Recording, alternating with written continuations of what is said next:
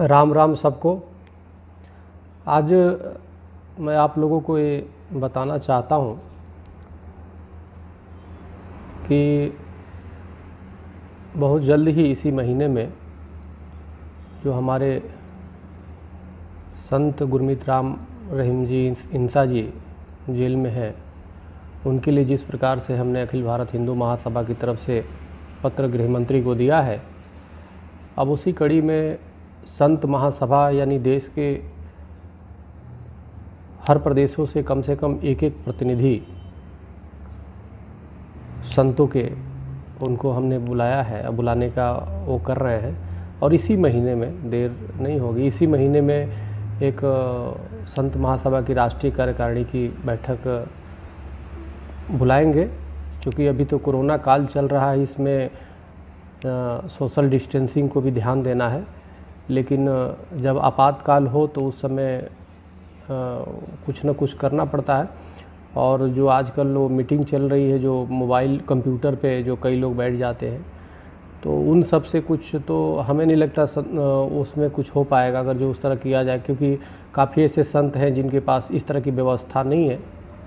अब मेरा ही लीजिए, मैं कभी भी सोशल मीडिया पे कभी नहीं रहा और कभी भी मैं मोबाइल भी आज भी अब बहुत ज़्यादा मैं रुचि लेता हूँ तो 1 से 2 घंटा मैं अपने पास रखता हूँ। वो नहीं तो हमारा बच्चा वो रखता है, जो मेरा शिष्य भी है, और उसी ने यूट्यूब बनाया था। यूट्यूब के माध्यम से हम अपनी विचार रख देते हैं और रखते रहेंगे, राष्ट्र रक्षा, धर्म रक्षा, गोरक्षा और संत रक्षा के लिए।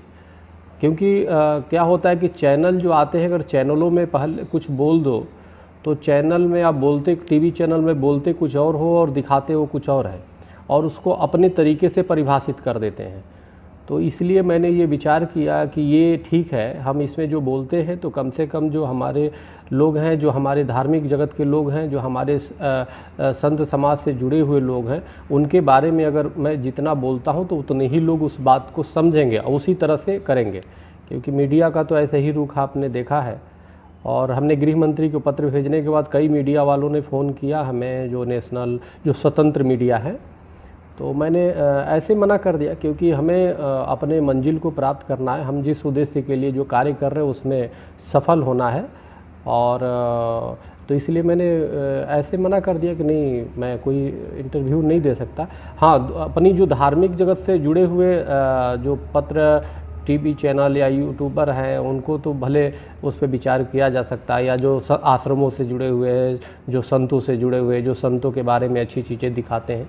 लेकिन बाकी जो स्वतंत्र हैं वो तो स्वतंत्र ही हैं, वो तो बयान लेके जाएंगे कुछ और उसको दिखा कुछ और देंगे। तो इसलिए मेरे लिए सबसे अच्छा मुझे ये लगा कि मैं यूट्यूब पे कोई भी अपनी विचार रख दूं और ये चला जाएगा, तो उसको देने से अच्छा है। तो जो लोग आते हैं नेशनल, अगर जो लेते हैं दूसरी विषय पे तो मैं दे देता हूँ, लेकिन संतों के बारे में और ख़ास तौर से जो हमारे संत जेल में हैं उनके बारे में मैं उनको बोलता हूँ कि नहीं, आपको नहीं दे पाऊँगा, यूट्यूब पे मैं बोलूँगा, आप ले लो लेना है तो। और दूसरी विचार मैं ट्विटर के माध्यम से भी मैं बोल देता हूँ। ट्विटर भी वो बच्चे ने बना के रखा था मेरे नाम से, और इंस्टाग्राम भी एक है। तो ये 3 पे, बाकी फेसबुक तो कोई कहता है, कोई मेरे नाम से कई लोगों ने खोला है और चलाते हैं, लेकिन मेन बात ये ट्विटर और इंस्टाग्राम और ये ट्विटर के माध्यम से मैं अपने दे देता हूँ। दूसरी बात एक और मैं कहना चाहता हूँ कि कोई भी जैसे काफ़ी फ़ोन आते हैं, और हमारे उस बच्चे ने बताया कि काफ़ी फ़ोन आते हैं कि स्वामी जी से बात कराइए, थोड़ा हमें बहुत ज़रूरी बात है, बात कराइए। तो मैं बात तो बहुत कम करता हूँ, लेकिन अभी कल ही की बात है, किसी ने फ़ोन, काफ़ी, वो बच्चे ने बताया हमें कि करीबन 40-50 कॉल आए थे। एक व्यक्ति का आ रहा है, और आने के लिए तो कई आए, तो कुछ लोगों से बात कर भी लेता हूँ मैं। तो हमने कहा कि चलो बात कराओ, बात उसने कराया तो उन्होंने सिर्फ इतना कहा कि जी मुझे बहुत ज़रूरी बात करनी है। हमने कहा बताइए। तो स्वामी जी जो प्रयास कर रहे हैं, हमें नहीं लगता कि संत गुरमीत राम रहीम जी वो जेल से बाहर आएंगे, तो इसलिए हमें लगता है कि ये मेहनत आपका बेकार जाएगा। तो मैंने कहा यही ज़रूरी बात थी आपको, आप कौन हैं? तो बताया कि नहीं, मैं भी भगत हूँ, मैं तो चाहता हूँ, लेकिन मैं ऐसे बोल रहा हूँ।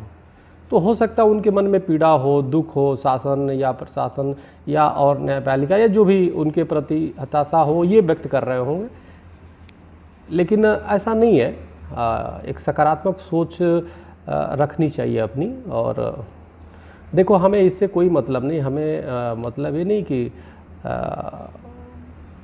निर्णय क्या हो। भगवान कृष्ण ने कहा कर्म करो। और देखो एक जंगल में एक बार आग लग गई, और आग लगने के बाद क्या हुआ, जितने पशु पक्षी थे सब उस जंगल को छोड़ के भागने लगे, काफ़ी भाग गए। तो क्या हुआ कि उसमें एक चिड़िया का जो परिवार था, घोंसला था, वो 4-5 लोग थे एक परिवार में। तो वो उसके जो बुजुर्ग उसमें वो था चिड़ा, तो उसने क्या किया, उसने कहा कि भाई ये तो जो है सब लोग भाग गए लेकिन हम लोग भागेंगे नहीं। वो कुछ दूरी पे चले गए जहाँ पे एक नदी था, और वहाँ पे जा कर के उन्होंने क्या किया, उसके चिड़ा ने कहा कि ऐसा करो, हम 4-5 लोग हैं, अपने चोंच में पानी भरते हैं और उसको लेके जंगल में जहाँ आग लगा है उसको डालते हैं। सबने स्वीकार कर लिया। 4-5 थे उसमें एक परिवार में सदस्य। सब लोग गए और चोंच से अपना जाते थे और डालते थे, जाते थे डालते थे जंगल में। हाथियों का एक झुंड भी जो जंगल से बाहर था, वो इस चीज़ को देखा कई दिनों तक। तो उन्होंने चिड़ा से जाके बुजुर्ग से कहा कि अरे तुम्हें क्या कर रहे हो, अपने परिवार से क्या करा, मैं देख रहा हूँ दिन भर रात भर लगे हुए हो, इसका कोई परिणाम तो निकलना है नहीं।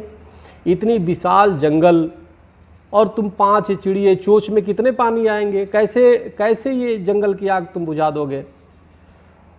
तो बुजुर्ग चिड़े ने जो उत्तर दिया, उसको हर व्यक्ति को ध्यान रखना चाहिए।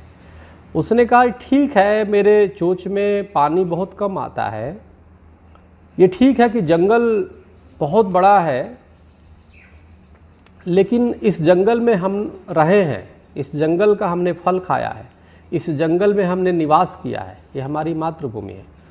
और इस जंगल में कभी एक न एक दिन ये आग जरूर बुझेगी। तो जब जंगल की आग जब बुझ जाएगी और इसका इतिहास लिखा जाएगा, तो ये ज़रूर लिखा जाएगा कि ये जो हम चिड़िया का एक 5 लोगों का जो एक परिवार था, वो आग लगाने वालों में नहीं था, आग बुझाने वालों में था, शामिल था। तो इसलिए हम मर भी जाएं उसमें जंगल में वो करते करते, तो हमारा इतिहास बुझाने में रखा जाएगा। अब हाथियों के झुंड को बहुत ही इस बात को लगा कि बात तो सही है, ये तो ठीक कर, यानी सकारात्मक सोच। उन हाथी के झुंड ने भी वो किया, सबको घोषणा कर दिया कि भाई हम सबका दायित्व बनता है कि इस जंगल की आग को बुझाएं। और सब लोग मिल कर के, और उस हाथी भी अपने चोंच में सूंड में जल भरता था तो काफ़ी पानी आता है, और इस तरह बुझाने में लग गए। और कुछ दिनों बाद जंगल फिर ठीक हो गया, धीरे धीरे हरा भरा भी हो गया, सब वहाँ निवास करने लगे। ये मैंने इसलिए बताया कि देखो नकारात्मक सोच नहीं होना चाहिए। और परमात्मावादी जो है, परमात्मा मार्ग खोलते हैं और हर चीज़ का परमात्मा ने माध्यम बनाया है। और कहीं भी कोई जाता है, ख़ासतौर से संत, तो उसके एक प्रयोजन होते हैं। लेकिन जब अब भगवान राम ने सेतु बनाया, भगवान राम तो स्वयं अपने आप में परमात्मा थे, लेकिन उन्होंने वृक्ष, बंदर, भालू, गिलहरी तक का क्यों सहयोग लिया। वो तो चाहते तो एक बाढ़ मारते, समुद्र तो खुद ही हाथ जोड़ रहा था उनके सामने। तो लेकिन सबकी सेवाएं निर्धारित होती है, सबकी सेवाएं निर्धारित होती है, और सबको अपने अपने तरीके से सेवा करनी भी चाहिए।